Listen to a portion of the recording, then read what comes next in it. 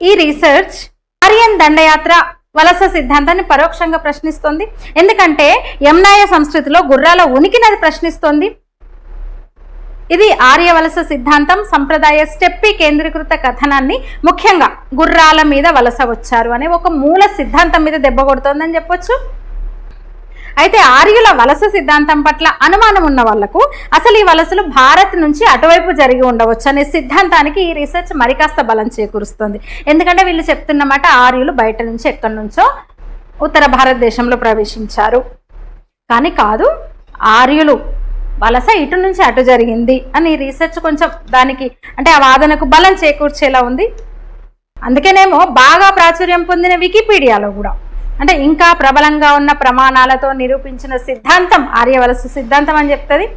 అయితే ఇప్పటికీ అంటే ఇంకా పూర్తిగా రుజువు కాని ఒక సిద్ధాంతాన్ని స్వతంత్రం వచ్చి ఇంటేళ్ళైనా 75 కదా 80కి దగ్గరగా అంటే 8 దశాబ్దాలకు దగ్గరగా వస్తుంది. అయినా సరే 1000% నిజంగా జరిగినట్టు పిల్లలకు పాఠ్య పుస్తకాల్లో తప్పుడు సమాచారం ఇస్తున్నాం. ఇప్పటికీ తప్పుడు సమాచారాన్ని పిల్లల్లో చొప్పిస్తూ దేశాన్ని నిలువుగా విభజించే ఈ సిద్ధాంతానికి ప్రచారం కల్పిస్తూనే ఉన్నారు కొందరు ద్రోహులు.